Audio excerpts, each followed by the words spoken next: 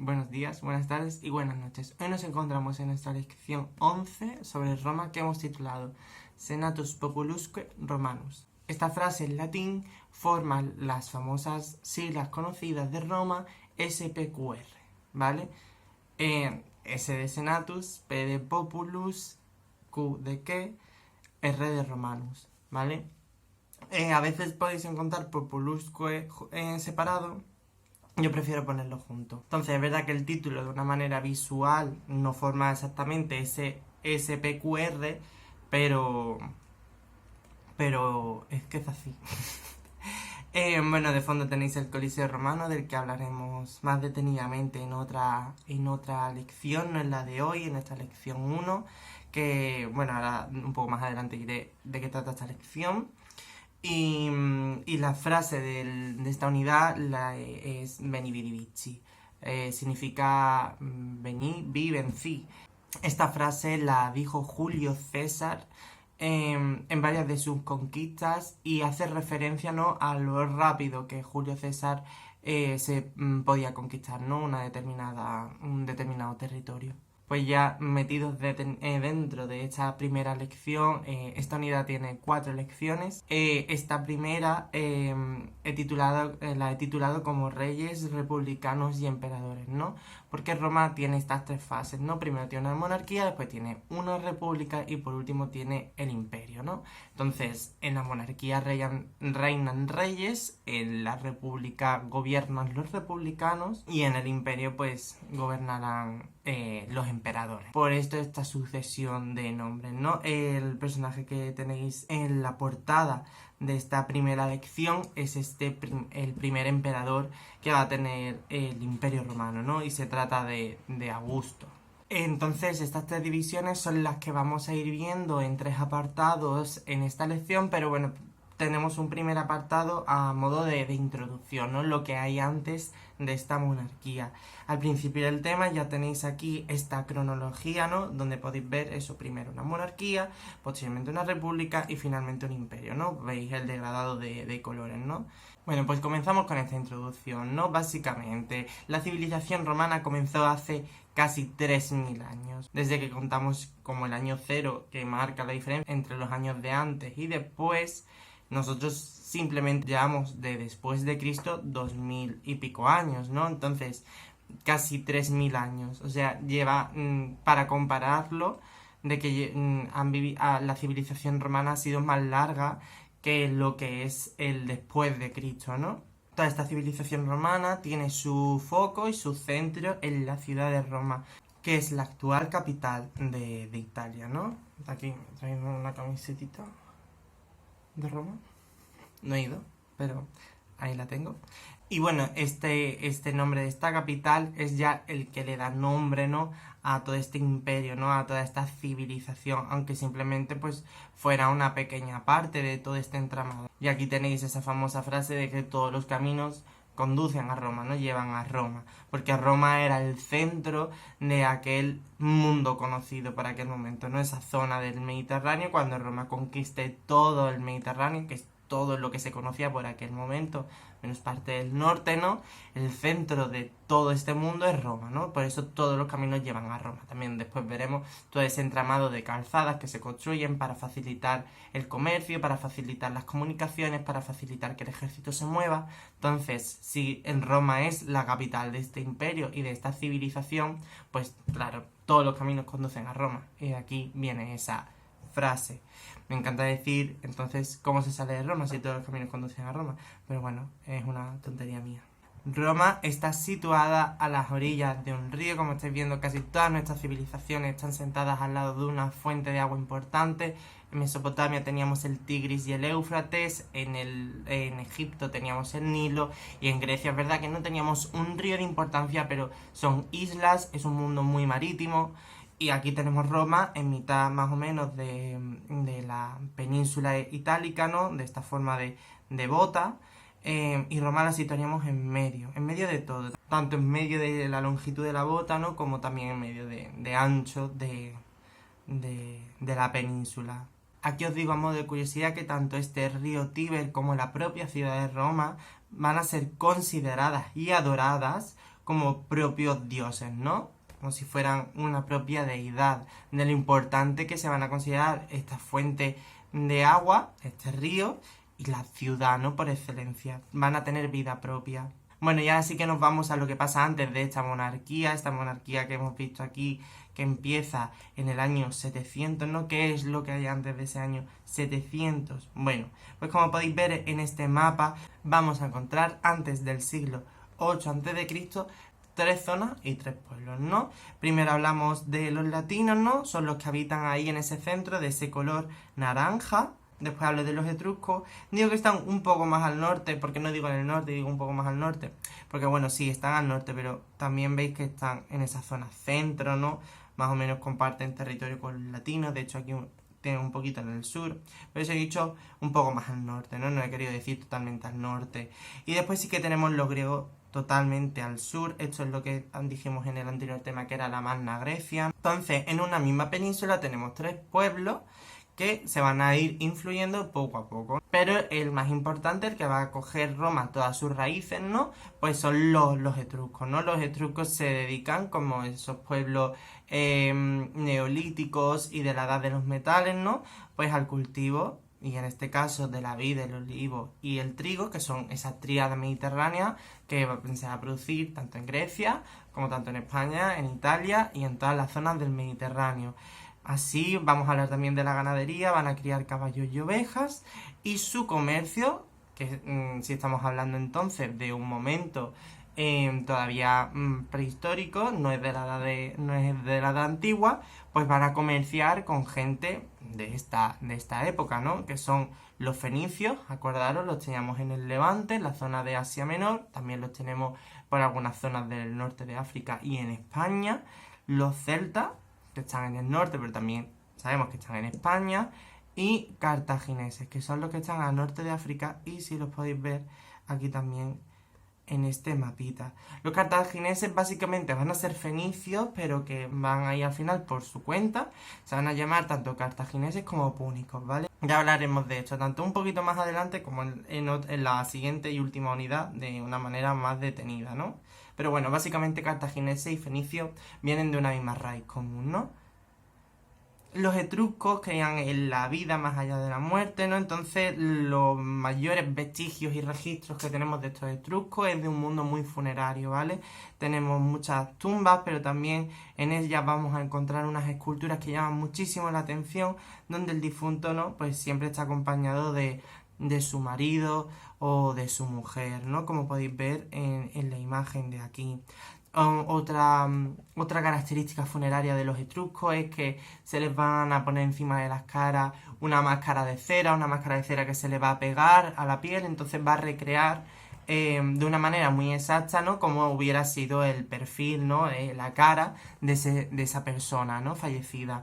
Que esto después servirá mucho para influir a los romanos en escultura. Pero bueno, me estoy adelantando y esta es la siguiente lección, no es la última lección, la lección cuarta. Así que, bueno, los etruscos, como digo aquí, acabarán ocupando la zona central, o sea, la que tenían los latinos. Entonces, ¿no? Pues ahí vemos que son los etruscos los que tienen el sustrato más importante de Roma. Empezamos con la monarquía. La monarquía empieza en el año 753. Alrededor de la fundación de Roma hay una leyenda, ¿vale? Que a lo mejor la conocéis, os suena porque creo que es bastante famosa. Esta es la leyenda de Rómulo y Remo. Rómulo y Remo son dos hermanos que nacen del fruto de una relación de una mujer, de hecho una sacerdotisa, con el dios Marte. Marte, para los romanos, aunque tendremos una lección donde veremos más detenidamente a los dioses, Marte es el dios de la guerra romano. Los dioses romanos son exactamente los mismos que los griegos, lo único que le cambian el nombre, pasan el nombre del griego al latín, ¿no? Marte se trata de Ares, el dios de la guerra. No se quieren hacer cargo de los niños, entonces abandonan a los niños en el río Tíber, ¿no? En río abajo lo veréis, en una cestita. No son los primeros que se abandonan en una cesta, según las leyendas, historias religiosas de muchísimos cuentos de muchísimas culturas. pero es un uso bastante común de esta literatura fantástica religiosa, en el que, bueno, Rómulo y Remo son rescatados, ¿no?, de este río por la loba Luperca, ¿vale? Es lo que estáis viendo en esta imagen, ¿no? La loba Luperca los va a alimentar, les va a amamantar, hasta que ya finalmente son adoptados por un pastor, porque, seamos realistas, estas dos personas no podían vivir y crecer gracias a un lobo, entonces son adoptados por un pastor. La ciudad de Roma está formada por 7 colinas, ¿no? Aquí tenéis más o menos un mapa. Tenemos la colina del Aventino, el Campidoglio, Palatino, Celio, Esquilino, Quirinae y el Viminale. Rómulo y Remo deciden que van a fundar una ciudad y fundarán la ciudad de Roma en el monte Palatino. Que bueno, que como podéis ver en esta imagen es la que está más desarrollada, ¿no? Se ve como que hay una fortaleza, una ciudad en él, no como los demás que simplemente son pues pastos y bosques. ¿Quién funda realmente la ciudad? Realmente la funda Rómulo, no Remo, porque Rómulo, al ver que su hermano pues también quiere aspirar a ser alguien importante de la ciudad, pues se lo carga, ¿vale? Entonces Rómulo se corona como primer rey de Roma.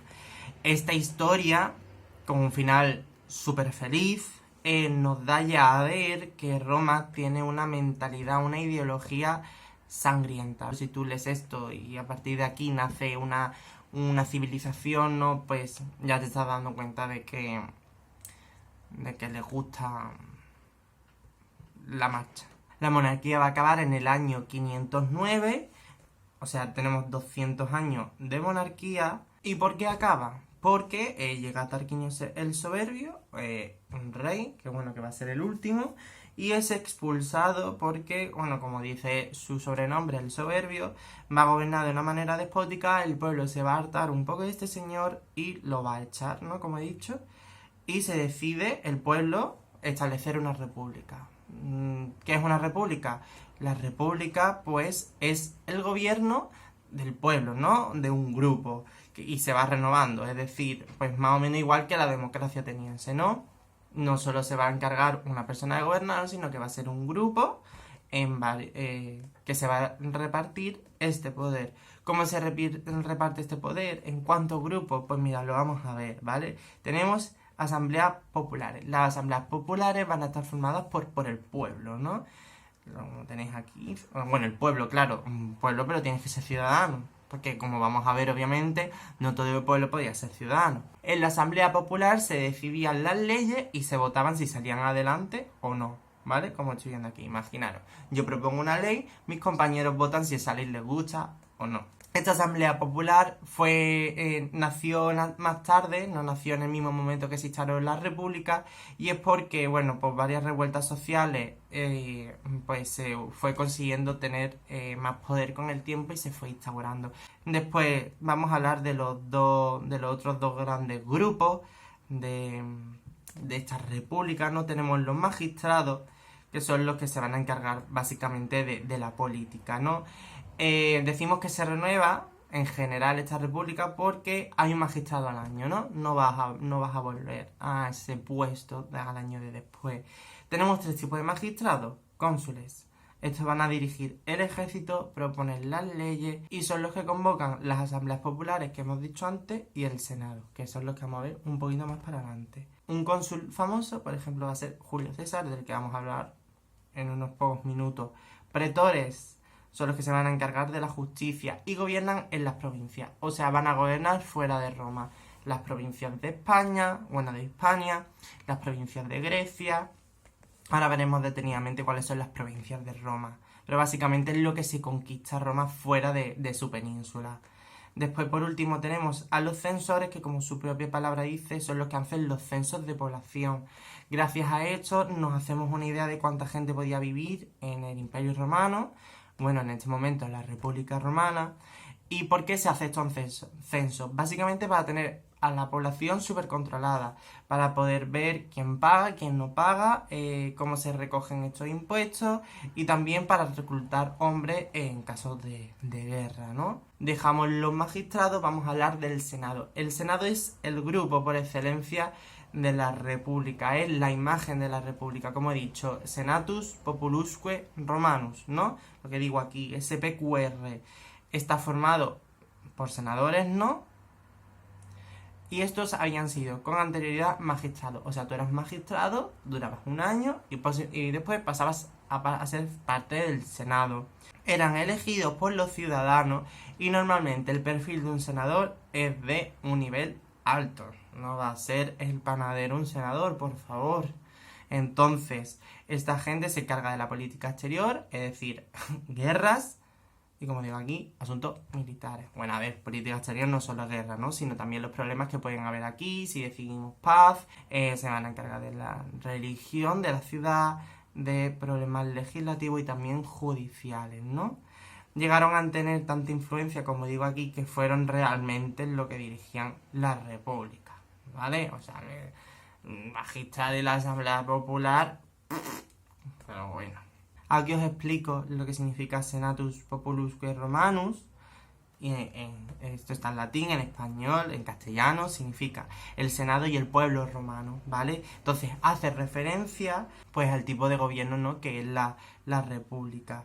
En la república es el Senado, sí, son los que llevan toda la cabeza cantante, son los que llevan las dos cantantes, pero básicamente, al fin y al cabo, como se supone que la república es un todo unido, el poder no lo tiene una persona, no lo tiene exactamente un grupo de personas, sino varios, entonces es el Senado y el pueblo, con el pueblo van juntos, ¿no?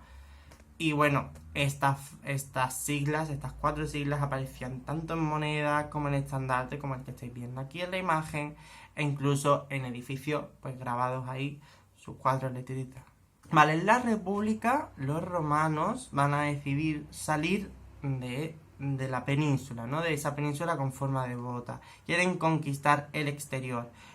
Entonces, lo primero que dicen que hay que conquistar o que hay que controlar realmente es pues el mar Mediterráneo, ¿no? Vamos a ver, nuestra bota, nuestra península da el mar Mediterráneo, tenemos que controlar este mar Mediterráneo. ¿Qué pasa? Que en aquel momento pues había un pueblo, había un grupo de gente que controlaba bastante bien lo que pasaba en este mar, que eran los cartagineses o los púnicos, ¿vale? Entonces, pues cuando Roma se le mete algo entre ceja y ceja, que es conquistar, controlar el mar Mediterráneo, y tienen una persona que ya lo hace, pues se van a convertir en el enemigo público número 1 de los romanos, ¿no? Los cartagineses van a estar, pues vivirán en la ciudad de Cartago, ¿no? De ahí viene su nombre. Cartago está aproximadamente por aquí, o sea, está en el norte de África, lo que es la actual Túnez. Y bueno, es lo que digo, ¿no? Lo que dije antes, son fenicios que se asentaron en esta zona. Al estar ahí Cartago, ¿no? En esa zona, es una zona bastante estratégica, bastante buena, porque desde ahí pueden controlar todo el mar, ¿no? Pueden controlar tanto lo que pasa por esta zona como lo que pasa por esta. Y bueno, obviamente lo que va rotando de un sitio a otro, ¿no? Los romanos van a luchar contra los púnicos y en total vamos a conocer 3 guerras púnicas, ¿no? 3 guerras contra los púnicos. Tras estas 3 guerras púnicas, en fin, bueno, realmente las 3 las gana Roma, entonces es un machaque continuo que le están haciendo a los púnicos. Entonces, cuando todo lo que tenían los púnicos, que más o menos era esta zona, ¿no? Pues al ser conquistada, ¿no? Pues se lo quedarán los romanos, ¿no? Y así es más o menos como los romanos pues empezarán a conquistar toda Hispania, ¿no? En la primera guerra púnica también consiguen todas estas zonas, de estas islas, ¿no? Sicilia, Córcega, Cerdeña. Y entonces, bueno, pues ya una vez controlado el mar Mediterráneo, pues ya se van a encargar de conquistar el resto que estáis viendo. Hablamos, ¿no? De Macedonia, de Tracia, Cirenaica, Iliria, la Galia, Siria, etcétera, ¿no? Realmente lo que acabamos de decir realmente son los que veis en tonos más rojizos, ¿no? Esta zona de aquí la conquista Julio César. Se conocen como las Galias, si hablamos de Galia, que es Francia, como de Bélgica. Si juntamos estos dos, hablamos de las Galias, ¿vale? No de Galia. Galia es solo Francia. Y después Pompeyo, el enemigo de César, el que acordáis que el que es asesinado en Egipto por Ptolomeo. su enemigo, pues irá por la otra zona, ¿no? La zona de Asia Menor, de toda esa zona turca y el Levante, donde, bueno, antes estaban los fenicios, los judíos, etcétera, etcétera.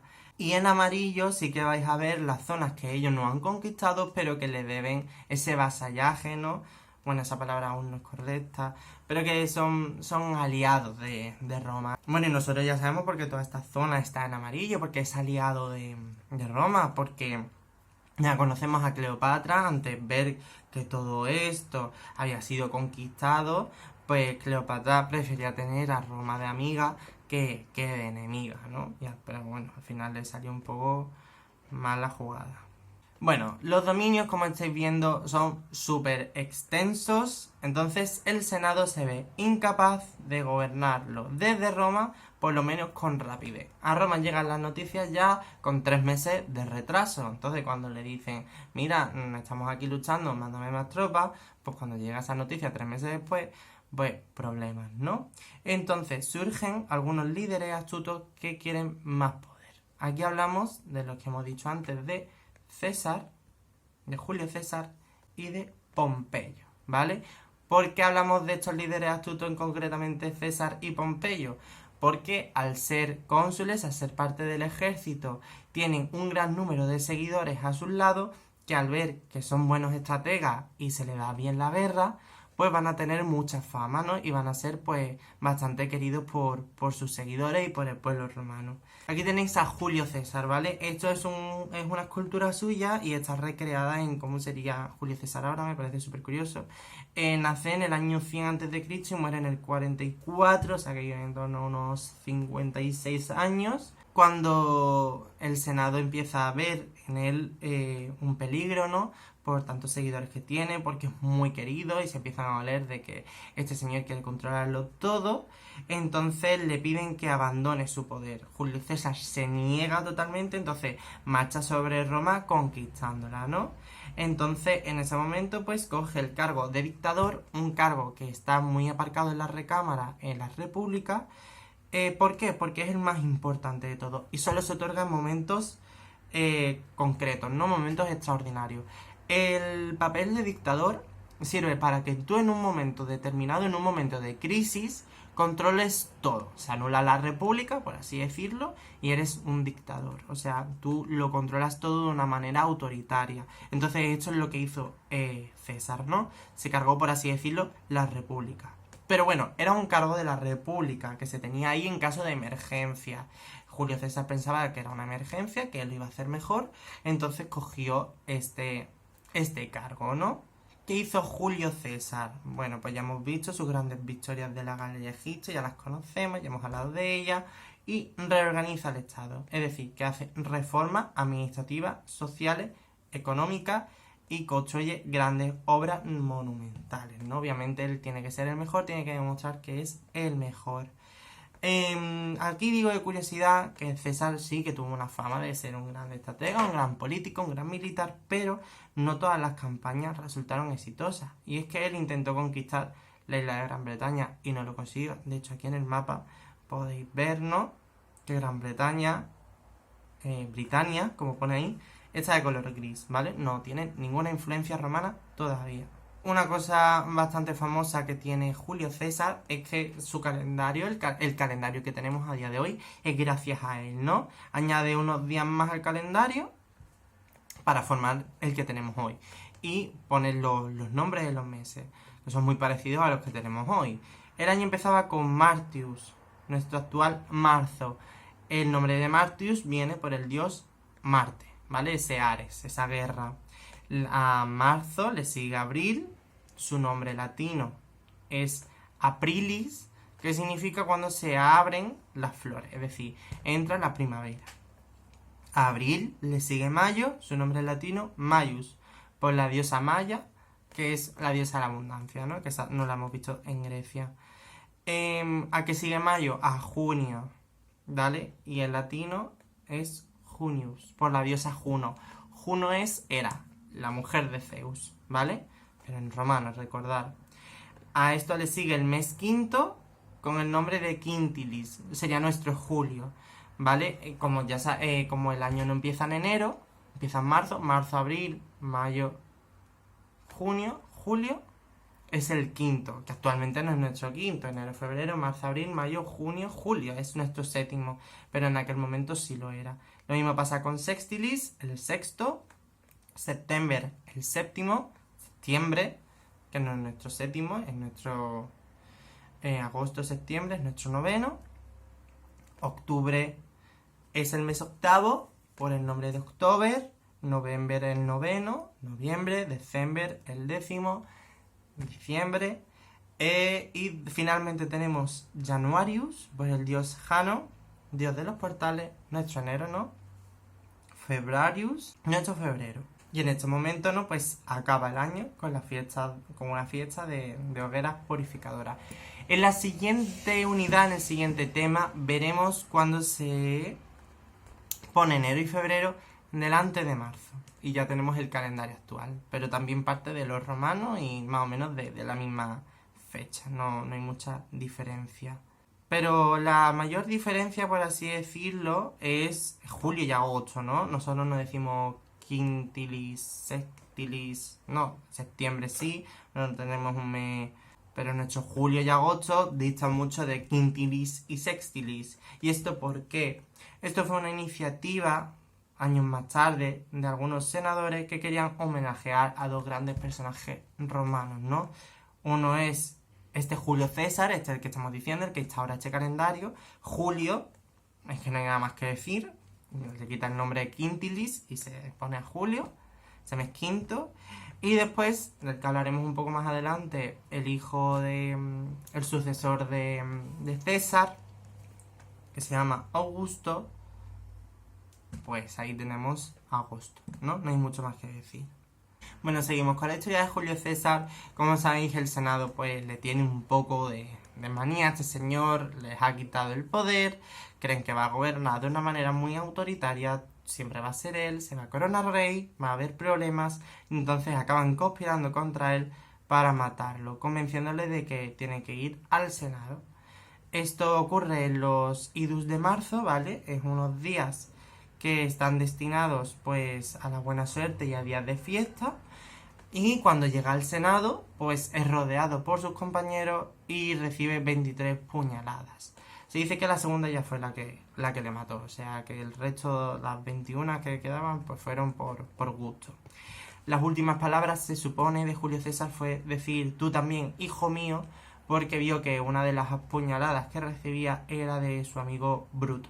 Traiciones, drama, sangre. Así está, que la historia de Roma se hacen series, se hacen películas y de todo. Vamos a ver, bueno, aquí tenéis una imagen, ¿no?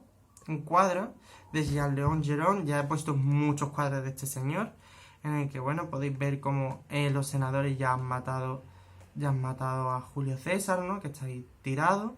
Pero, aparte de un cuadro, os voy a enseñar una escena de Assassin's Creed Origins. Acordaros, ¿no? Está basado, aunque fuera Egipto, está basado en este momento en el que Julio César y Cleopatra se conocen. Y bueno, y se ve el momento en el que Julio César muere. Obviamente, la persona que da la primera puñalada no existe.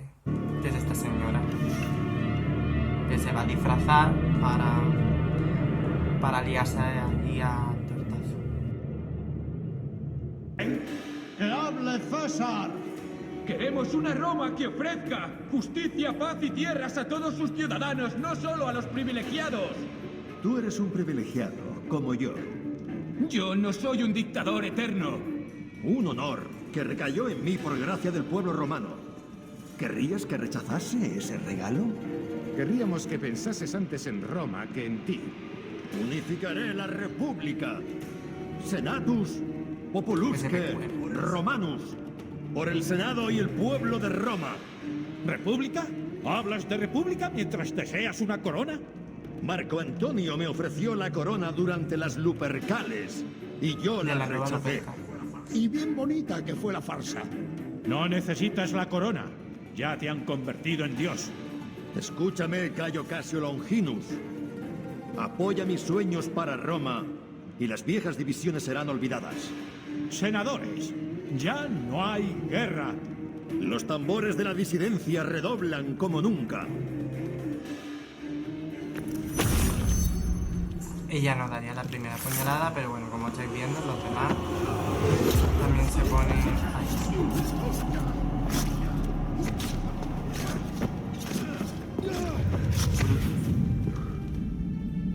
Tú también, hijo mío.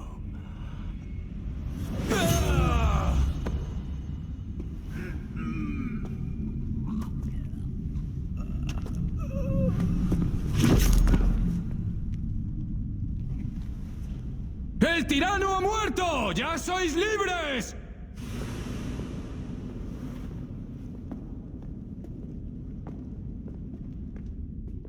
Bueno, pues como habéis podido ver, ¿no? El cuerpo se queda abandonado hasta que unos esclavos le llevan el cuerpo a su amigo Marco Antonio. Marco Antonio sonará porque este es el que acaba con Cleopatra, ¿no? Entonces Marco Antonio se encarga de, bueno, de darle un funeral al final muy digno, donde todo el pueblo pues aparece muy consternado, etcétera, etcétera.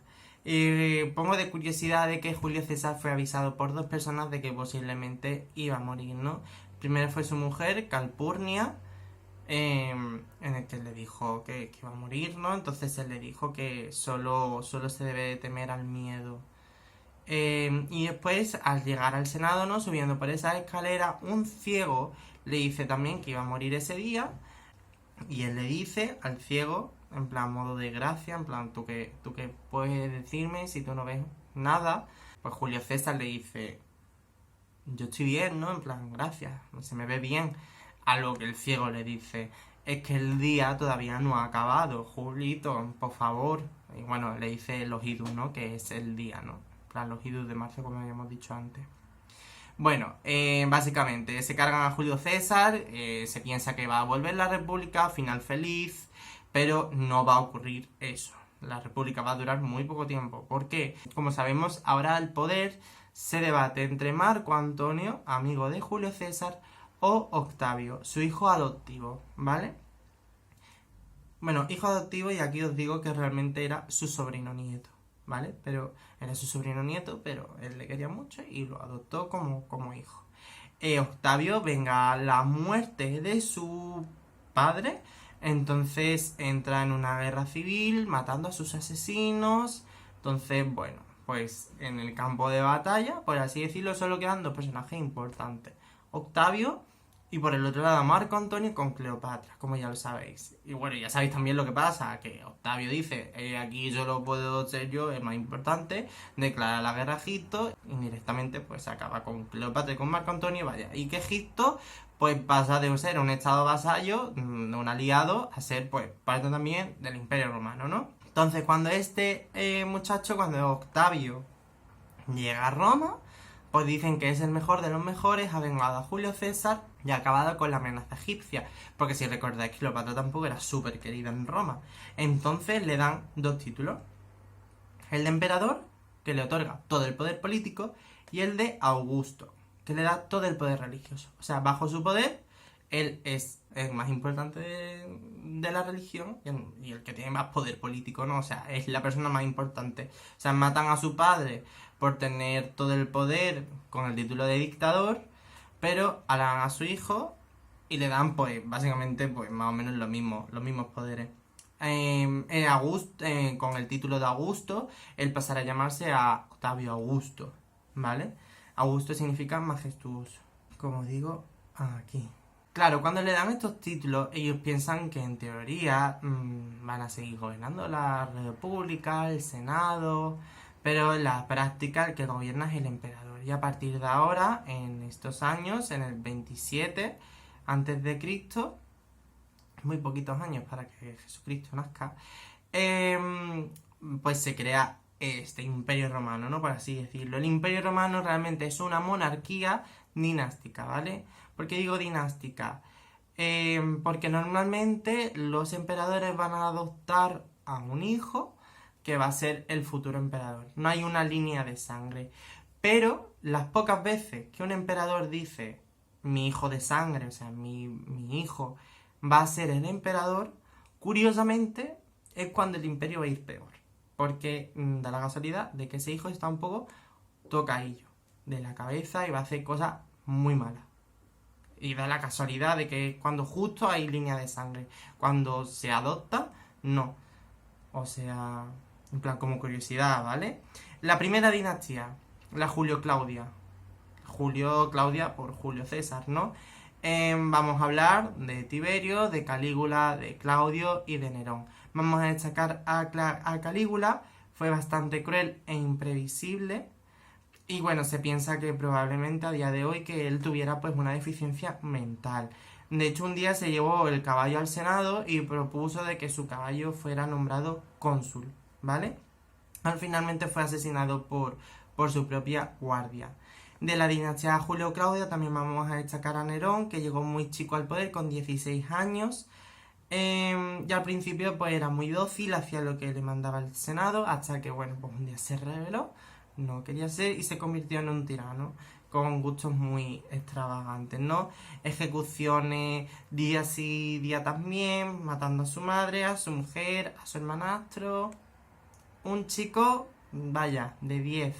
Se dice que incluso incendió Roma para poder después él edificar un gran palacio en su honor, no sé qué, no sé cuánto, y que mientras que Roma ardía, pues él estaba tranquilito en su ventana, disfrutando, tocando la lira, en paz y armonía con el mundo. Cuando acaba la dinastía Julio-Claudia al morir, hay unas guerras por conseguir este poder, ¿no? De hecho, en un mismo año va a haber 4 emperadores disputándose el puesto, ¿no? Finalmente, pues lo consigue uno, que son las dinastías Flavia, que hablamos de Vespasiano, Tito y Domiciano. Vespasiano lo vamos a conocer por ser el que manda a construir el Coliseo, ¿vale? Lo que hemos visto en el título de la portada, por si no sabéis lo que es. A la dinastía Flavia le siguen los antoninos, formados por emperadores como Nerva, Trajano, Adriano, Antonio Pío, Lucio Vero, Marco Aurelio y Cómodo. Este momento es como el máximo auge del Imperio Romano, ¿no? Es el momento de oro donde la ciudad de Roma no puede estar más decorada con monumentos importantes porque no hay hueco. Vamos a destacar a Trajano y Adriano, ambos nacen en España, en la ciudad itálica. Hablaremos en la siguiente unidad de esta ciudad.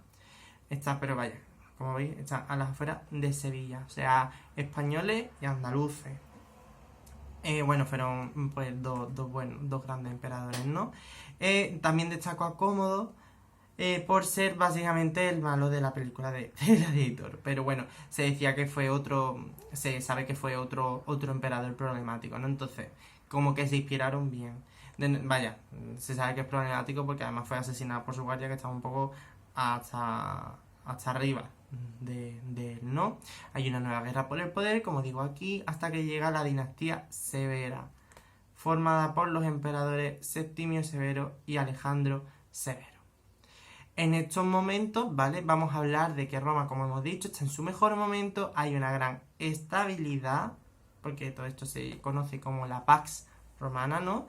Roma está genial, cero problema, si eso tenemos un emperador que nos salió un poco loco, pero nada más. Tenemos un poderoso ejército, tenemos una administración eficaz, tenemos una gran economía. De hecho, vamos a expandirlo, vamos a cargarnos a todo el mundo sin problema, no vamos a perder ninguna guerra. La Pax Romana, al mejor momento. Vais a ver que la frontera sube por el norte, ¿no? De hecho, van a conseguir por fin en Bretaña, ¿no? Como ellos querían. También van a conseguir otra parte más de África del norte. Y bueno, en España por fin han conseguido el norte, que también les costó, ¿no? Entonces, como digo, aquí suben hasta el Rin, la zona también del Mar Negro, ¿no? Mesopotamia, ¿vale? Se han expandido un poco más por el este. Y bueno, ¿qué hay al otro lado de la frontera? ¿Qué es lo que veis vosotros aquí de color verde? Esta zona, además lo pone ahí, germanos, sármatas, pues son bárbaros. No penséis en bárbaros como la canción de Pocahontas, bárbaros, seres inhumanos. No, los bárbaros simplemente significa en latín extranjero, ¿vale? No hay, con la palabra bárbaro no hay ninguna... Hombre, a ellos no les haría mucha gracia por lo que van a pasar posteriormente, pero que no hay como una connotación negativa en decir bárbaro en aquel momento. Ahora tú dices bárbaro y piensas que, yo qué sé, pero que no hay connotación negativa realmente. Aquí en el pie de página os he puesto que bueno, que es interesante ver como las tres grandes civilizaciones que hemos visto antes, Mesopotamia, Egipto y Grecia, pues están dentro de este imperio romano, ¿no? Como toda paz, como toda cosa bella, todo acaba acabando, todo tiene un final, ¿no? Entonces en el siglo III después de Cristo, ¿no? Ya hemos pasado la línea, ya estamos en nuestra era común, se produce una gran crisis, un gran periodo de decadencia. ¿Por qué? La administración ya no es tan buena, la administración empieza a coger un poquito de dinero donde no debe, y los bárbaros, estos extranjeros, van a empezar a atacar las fronteras para entrar dentro del imperio. Tanto por razones de conquista bélica, como porque tienen miedo por otros bárbaros y necesitan entrar dentro, quieren protección de Roma. Básicamente los bárbaros se están acercando a las fronteras. Los impuestos ya no recaudan tanto dinero y también es difícil, ¿no? Pues manejar todo el imperio porque es muy grande, ¿no? Entonces Diocleciano, un emperador, por cierto también español, también andaluz, también nacido en Itálica, decide, como el imperio es súper grande y es muy difícil de mantener, que se va a dividir en 4 partes, ¿no? Ya no va a haber un emperador, sino 4 grandes gobernantes, ¿no? Como digo, aquí cada persona diferente gobernará una zona, ¿no? Aquí tenemos una zona del imperio, aquí tenemos otra zona del imperio, aquí otra y aquí otra. En el mapa podéis ver quién controla cada parte, ¿no? Diocleciano tiene esta, gobiernan 4 personas. Esto se llama tetrarquía, 4 y quía de gobierno, ¿no? Esto funciona muy bien, pero solo funciona hasta su muerte, ¿no? Porque cuando muere Diocleciano, pues otra vez los sucesores quieren pues conseguir mucho poder, conseguir más tierra, y bueno, y al final pues volvemos al mismo problema. Si volvéis a lo de antes, no podéis controlar bien Roma. Pero bueno, esta gente no se da cuenta en aquel momento. Y mientras que está pasando todo esto, ya sabéis que en el año 0 nace Jesucristo y aparece la religión cristiana, ¿no? La religión cristiana llega a Roma. Bueno, como podéis ver, realmente la religión cristiana es que nace dentro del Imperio Romano, ¿no? Porque el Imperio Romano lo controla todo. Entonces esta religión, como ellos tenían sus propios dioses, era practicada en secreto porque era considerada ilegal. Entonces los cristianos al principio fueron perseguidos y asesinados, ¿no? Ya es el emperador Constantino el Grande cuando en el año 313 en Milán proclama un edicto en el que ya legaliza la religión cristiana y le dice a los cristianos, relajaros que ya nos vamos a matar más, ¿vale? Este mismo señor, Constantino, pasará la capital del Imperio Romano, es decir, Roma, a la ciudad griega de Bizancio, ¿vale? Que es la que tenéis aquí. Le va a cambiar el nombre de Bizancio a Constantinopla por su honor de emperador genialísimo. Y Constantinopla, bueno, pues actualmente es Estambul, ¿vale? O sea que Estambul ha tenido como 3 nombres: Bizancio, Constantinopla y Estambul. Es Teodosio I, otro emperador, ya con capital en Constantinopla, el Imperio Romano, cuando hace la religión oficial. O sea, se carga los casi 2000 años de politeísmo, ¿no? ¿Qué pasa? Cuando llegan los cristianos al poder, todos los templos, no solo romanos, sino griegos, sino egipcios, sino mesopotámicos, todo eso será considerado pagano, o sea, en contra del cristianismo. Entonces hay que borrarlo de las mentes de las personas. Entonces, bueno, pues se van a destrozar muchos templos, ¿no? Por ejemplo, en Egipto picaban muchas imágenes de faraones y de dioses. Después en Roma vamos a ver que, bueno, en Roma ya no van a quedar, los templos se van a destruir, igual que en Grecia. Pero es que además en Roma, lo que veremos en siguientes lecciones, que era lo más apreciado para ellos, como el Coliseo, el teatro, el anfiteatro, ¿no? Estas zonas de ocio y de espectáculos, pues se irán abandonando, ¿no? Poco a poco. Entonces lo que van a hacer va a ser coger materiales de estos sitios que ya están abandonados, porque ya no puede haber matanza, porque ya no puede haber cultura de teatro, porque allí pues se hacían cosas que los cristianos ya no ven bien. Entonces pues van a coger parte de sus piedras y van a construir pues iglesias, tanto al lado del monumento como encima de este, ¿sabes? Para marcar de que ya la iglesia está por encima del pasado pagano, porque ahora todo esto se va a considerar pagano. Pagano es lo que no es ni judío, ni cristiano, ni musulmán. O sea, estas religiones politeístas que son las que hemos estado viendo hasta ahora, ¿no?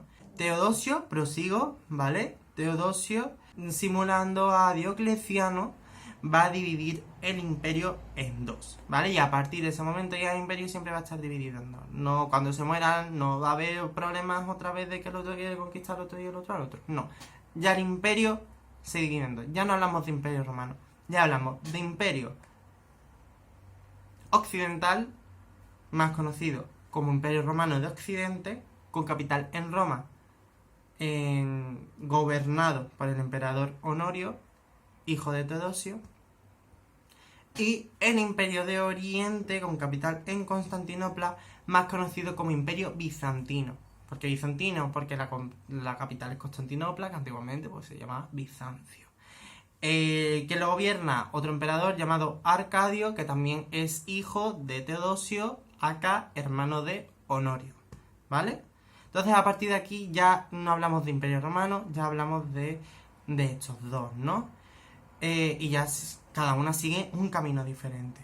Marca el final de Roma tal y como lo conocemos, ¿no? Además también está el cristianismo, ya la mentalidad ha cambiado, ya todo es muy diferente a como todo empezó. El Imperio de Occidente, ¿no? Vamos a hablar de esta parte de aquí. Es constantemente amenazado por las invasiones bárbaras del norte, ¿no? De esta gente.